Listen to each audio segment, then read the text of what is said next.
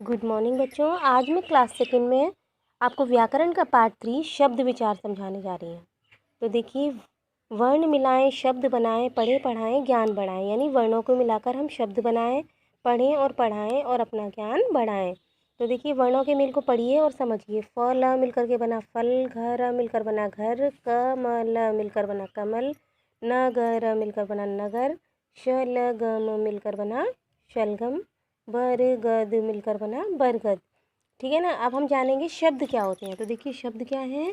दो या दो से अधिक वर्णों के मिलान से जब कोई सार्थक अर्थ निकलता है तो ऐसे वर्णों के मेल को हम शब्द कहते हैं। अर्थ के आधार पर शब्द दो तरह के होते हैं। नंबर 1 सार्थक शब्द, नंबर 2 निरर्थक शब्द। सार्थक शब्द क्या है? जिन शब्दों का कोई ना कोई अर्थ होता है उनको हम सार्थक शब्द कहते हैं, जैसे पानी, रोटी, सूरज आदि। इसके अलावा जिन शब्दों का कोई अर्थ नहीं होता है उन्हें हम निरर्थक शब्द कहते हैं, जैसे वाणी, वोटी, वूरज। अब जैसे देखिए, दिए गए शब्दों को ध्यान से पढ़िए और समझिए। तो यहाँ खाना वाना, गाय वाय, रोटी वोटी। तो देखिए, आगे के तीनों शब्द, जैसे यहाँ खाना, गाय, रोटी, इनका कुछ ना कुछ निश्चित अर्थ है, इसलिए ऐसे शब्दों को हम सार्थक शब्द कहते हैं। जबकि पीछे के तीनों शब्द जैसे वाना, वाय, वोटी, इनका कोई अर्थ नहीं है, तो ऐसे शब्दों को हम निरर्थक शब्द कहते हैं। प्रयोग के आधार पर शब्दों को दो भागों में बांटा गया है। नंबर 1 विकारी शब्द और नंबर 2 अविकारी शब्द। अब हम देखेंगे विकारी क्या है और अविकारी क्या है। तो विकारी शब्द क्या है? जो शब्द वाक्य में प्रयुक्त होने पर अपना रूप बदल लेते हैं उन्हें विकारी शब्द कहते हैं। विकारी शब्द संज्ञा, सर्वनाम, विशेषण और क्रिया के रूप में होते हैं। ठीक है ना। अच्छा लड़का पढ़ रहा है, तो देखिए ये संज्ञा सर्वनाम हो गया आपका, और ये क्रिया हो गया। अच्छी लड़की पढ़ रही है, तो ये यहाँ पर बदल गए ये वाक्य के। अगर ये लड़का है तो इस तरह से ये हो गया, लड़की है तो अच्छी लड़की हो गया, रही हो गया। ये परिवर्तित हो गए वाक्य के अकॉर्डिंग। अच्छे लड़के पढ़ रहे हैं, अब कई सारे हो गए तो भी ये बदल गया है ना। तो वे खेल रहे हैं, वह खेल रही है, यानी एक वचन और बहुवचन होते ही इनके रूप चेंज हो जा रहे हैं। तो आप देख सकते हैं वाक्य में रेखांकित शब्द संज्ञा, सर्वनाम, विशेषण और क्रिया शब्द लिंग और वचन के अनुसार बदल गए हैं, इसलिए इनको क्या कहते हैं? विकारी शब्द। ये विकारी शब्द हैं। नंबर 2 देखिए, अविकारी शब्द।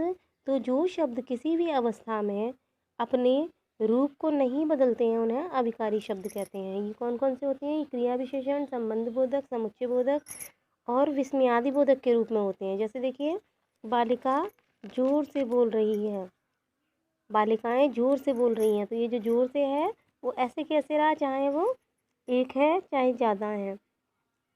कौआ पेड़ पर बैठा है, कौवे पेड़ पर बैठे हैं। तो देखिए, पर शब्द ऐसे के ऐसे है। वाह कितना मीठा आम है, वाह कितने मीठे आम है। तो आप देख सकते हैं उसमें तो वाक्यों में रेखांकित शब्द क्रिया विशेषण, संबंध बोधक और समुच्चय बोधक और विस्मयादि बोधक हैं। ये विस्मयादि बोधक आ गया। तो ये लिंग वचन के अनुसार इनका रूप परिवर्तित नहीं हुआ है, अतः ये क्या है? अविकारी शब्द है। इसके बाद हम इसकी एक्सरसाइज पर आते हैं। तो आपको इसके क्वेश्चन आंसर कॉपी में करनी है और नीचे जो दिए हैं आपके दिए गए सार्थक शब्दों से सार्थक वाक्य बनाओ, तो वो करना है। तो सबसे पहले क्वेश्चन आंसर देख लेते हैं। शब्द किसे कहते हैं? तो देखिए, यहाँ मैंने लिखा है आपको, दो या दो से अधिक वर्णों के मिलान से जब कोई सार्थक अर्थ निकलता है तो ऐसे वर्णों के मेल को हम शब्द कहते हैं, जैसे क म ल मिलकर के बना कमल। दूसरा देखिए, सार्थक शब्द किसे कहते हैं? तो देखिए, जिन शब्दों का कोई ना कोई अर्थ होता है उन्हें सार्थक शब्द कहते हैं, जैसे पानी, रोटी आदि। तीसरा देखिए, निरर्थक शब्द किसे कहते हैं? तो इसका आंसर मैंने लिखा है यहाँ पर, जिन शब्दों का कोई अर्थ नहीं होता उन्हें हम निरर्थक शब्द कहते हैं, जैसे वाणी, वोटी आदि। चौथा है आपका, विकारी शब्द किसे कहते हैं? तो देखिए, जो शब्द वाक्य में प्रयुक्त होने पर अपना रूप बदल लेते हैं उन्हें हम विकारी शब्द कहते हैं। विकारी शब्द कौन कौन से होते हैं? संज्ञा, सर्वनाम, विशेषण और क्रिया के रूप में होते हैं। फिर है अगला, अविकारी शब्द किसे कहते हैं? तो अविकारी शब्द किसे कहते हैं? तो जो शब्द किसी भी अवस्था में अपने रूप नहीं बदलते उन्हें अविकारी शब्द कहते हैं। ये क्रिया विशेषण, संबंध बोधक, समुच्चय बोधक, विस्मयादि बोधक के रूप में होते हैं। अब इसके बाद नंबर 2 पर आ जाइए। वर्णों के यहाँ पर सही वाक्य पर राइट और गलत पर रॉन्ग लगाना है। तो देखिए वर्णों के सार्थक मेल को शब्द कहते हैं, बिल्कुल ठीक है ये, तो यहाँ पर आप राइट लगा देंगे। पानी निरर्थक शब्द है, तो पानी निरर्थक नहीं है बेटा, सार्थक शब्द है, इसलिए यहाँ रॉन्ग लग जाएगा। अर्थ की दृष्टि से शब्द दो तरह के होते हैं, बिल्कुल ठीक, अर्थ की दृष्टि से दो तरह के ही होते हैं, तो राइट हो जाएगा।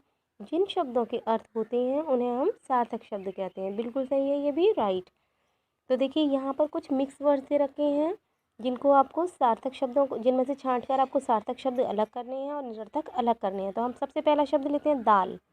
दाल सार्थक है तो यहाँ आएगा सार्थक के आगे।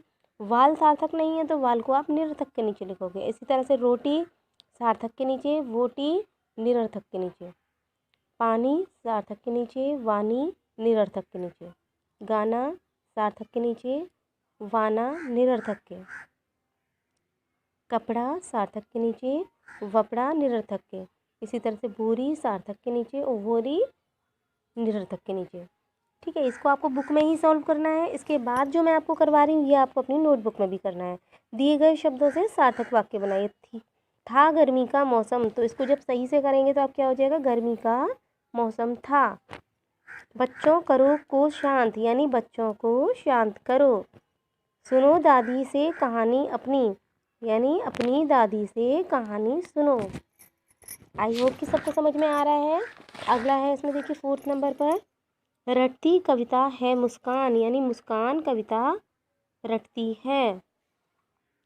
अगला देखिए जल्दी करो हो रही देर है, तो जल्दी करो देर हो रही है। फिर इसके बाद है उचित विकल्प पर राइट का चिन्ह लगाइए। तो यहाँ देखिए भाषा दो या दो से अधिक वर्णों के मेल को कहते हैं, तो यहाँ आएगा शब्द। अर्थ के आधार पर शब्दों के कितने भाग शब्दों को कितने भागों में बांट सकते हो, तो दो। जिन शब्दों का कोई अर्थ नहीं होता है तो वे क्या होते हैं, निरर्थक शब्द। अब इसके बाद चित्रों को देख करके आपको लिखना है, तो यहाँ लिख देंगे आप कलश मिलकर बन जाएगा कलश, सपेरा मिलकर बनेगा सपेरा, बरगद मिलकर बन जाएगा बरगद, मछली मिलकर बन जाएगा आपका मछली। अब इनको आपको सही क्रम में लिख करके सार्थक शब्द बनाने हैं। तो देखिए पहले आप इसका क लेंगे, फिर ला लेंगे, उसके बाद माँ, तो बन गया कलम। इसी तरह से अचकन मिलकर बना अचकन, अजगर मिलकर बन गया अजगर, सूरज मिलकर बन गया सूरज। अब आपको कॉपी के अंदर केवल दो चीज़ लिखनी है, एक तो ये आपके जो घ नंबर पर दिया है और एक ये क्वेश्चन आंसर। बाकी सब बुक में ही डन करना है आपको। Thank you.